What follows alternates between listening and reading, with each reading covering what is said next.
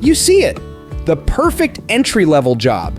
You spend hours tailoring your resume, highlighting every relevant project, every ounce of potential. You hit apply, and for a moment you feel a flicker of hope. Then the requirements load. Minimum 5 years of experience.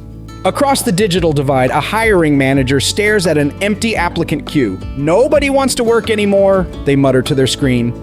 You're told you're not experienced enough for a job that requires no experience. You're also told your entire generation doesn't want to work. Both of these things cannot be true. So who is truly incompatible? Gen Z with the job, or the job with the new era? The truth is, the problem isn't you. It's a system built for a world that no longer exists. The friction you feel isn't a personal failing. It's a structural crisis. And today, we're going to prove it. If you've ever felt like you're playing a game with impossible rules, stick around. We're about to dissect the system and, more importantly, show you how to build a career that bypasses it entirely.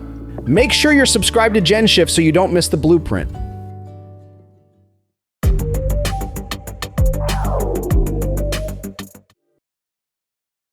1. The employment paradox, system failure. The feeling of being locked out isn't just in your head, it's in the data. In the summer of 2025, the youth unemployment rate for ages 16 to 24 climbed to 10.8%, a notable increase from the previous year. But that number only tells part of the story. A recent Bank of America analysis revealed a surge in the underemployment rate, meaning more young people are taking whatever jobs they can find, not the ones that build a career. The number of Gen Z households receiving unemployment benefits has grown by a staggering 32% year over year, a rate nearly 4 times that of Gen X. This isn't a talent shortage, it's an opportunity bottleneck. The most damning evidence comes from the World Economic Forum, which found that global entry-level job postings have plummeted by 29 percentage points since January 2024. The first rung on the career ladder hasn't just been raised. For millions, it's been sawed off completely. Think of the job market as a massive funnel. At the top, a generation armed with skills, ambition, and a readiness to contribute. But the funnel itself is broken, constricted by outdated filters and systemic neglect. The data shows a generation ready and willing to work, facing a system that has sealed off the traditional entry points. The paradox is clear. Talent is abundant, yet opportunity is scarce. This isn't a failure of the applicants pouring in, it's a failure of the funnel itself. 2. The broken hiring machine, structural sabotage. So what's blocking the funnel? The first barrier you encounter is digital, and it's called an applicant tracking system, or ATS. This is the algorithmic gatekeeper that 99% of Fortune 500 companies use to screen resumes. Its purpose is efficiency, but its effect is sabotage. Research reveals that these systems automatically reject up to 75% of all applications before a human ever sees them. A resume that uses creative phrasing instead of rigid keywords or is formatted in a way the machine can't parse is sent straight to the digital trash. This isn't a system designed to find the best candidate. It's a system designed to reject the most candidates. It's a performance of efficiency that masks a deep structural incompetence.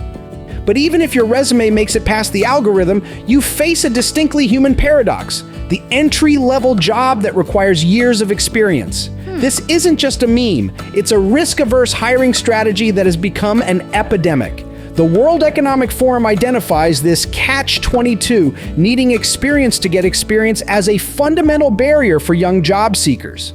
Companies aiming to de-risk their hiring and cut down on training costs are essentially trying to hire for a mid-level role at an entry-level salary. They aren't looking for potential to be nurtured, they're looking for a finished product they don't have to invest in. This creates a self-perpetuating crisis.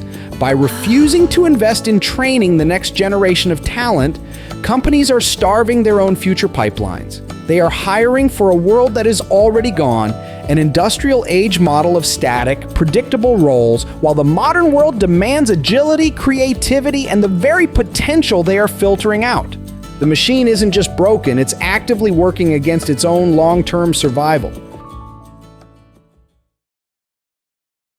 3. The culture clash, values versus compliance. Beyond the broken mechanics of hiring lies a deeper, more profound disconnect, a clash of cultures, values, and the very definition of work itself. This isn't about avocado toast or TikTok trends. It's about a fundamental mismatch in the psychological contract, the unwritten expectations between an employer and an employee. The old contract was simple. You offer loyalty, and in return, you get stability. But Gen Z grew up watching that contract get shredded. They saw the 2008 financial crisis, mass layoffs, and the gig economy replace the promise of a lifelong career. They know stability is no longer guaranteed, so they're not offering blind loyalty in return. Instead, they come to the table with a new checklist, one built for the creative era. According to Deloitte's 2024 survey, work-life balance is their absolute top priority when choosing a job. Nearly 9 in 10 say a sense of purpose is crucial for their job satisfaction. They expect flexibility, transparent and continuous feedback, and genuine support for their mental well-being. But many organizations are still operating on the old checklist, one designed for the industrial era: office presence, fixed hours, rigid hierarchy, and compliance. And this is where the translation fails. When a Gen Z employee asks why, it's not seen as a search for purpose, but as insubordination. When they advocate for flexible hours, it's not interpreted as a desire to optimize their energy and productivity, but as a poor work ethic. This disconnect is stark. In one survey, a shocking 81% of managers claim Gen Z workers lack work ethic, with 74% describing them as entitled. What one generation sees as a healthy boundary, another sees as a lack of commitment. What one sees as a need for authentic communication, another dismisses as being too sensitive. This isn't a conflict of right versus wrong. It's a conflict between two different operating systems trying to run on the same hardware, and the result is a system crash that leaves both sides feeling frustrated and misunderstood. 4. The economic trap, the gig precarity. When the front door to the traditional career path is locked, you don't just stand there, you find a side door. For Gen Z, that side door has become the gig economy. But let's be clear, for many, this isn't a lifestyle choice. It's an economic necessity. With the cost of living as their number one concern and nearly 6 in 10 living paycheck to paycheck, the pressure is immense.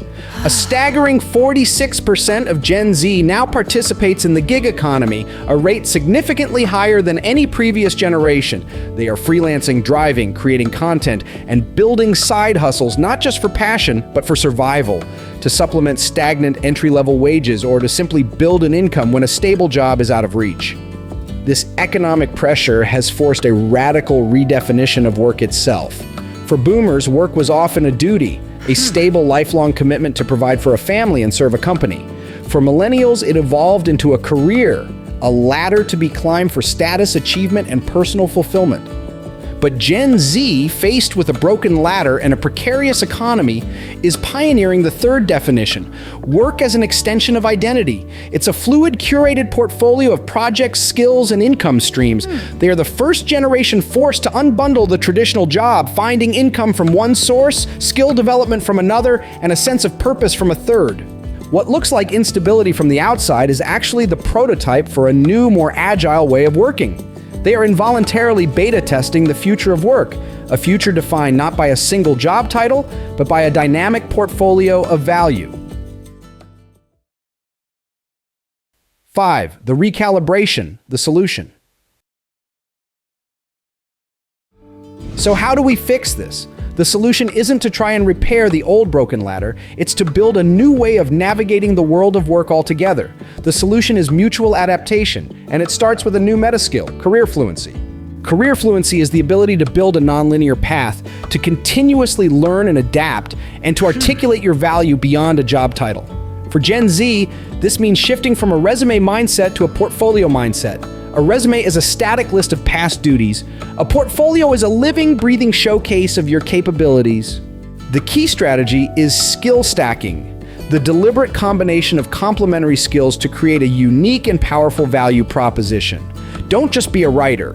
Be a writer who understands SEO and can create simple graphics for social media.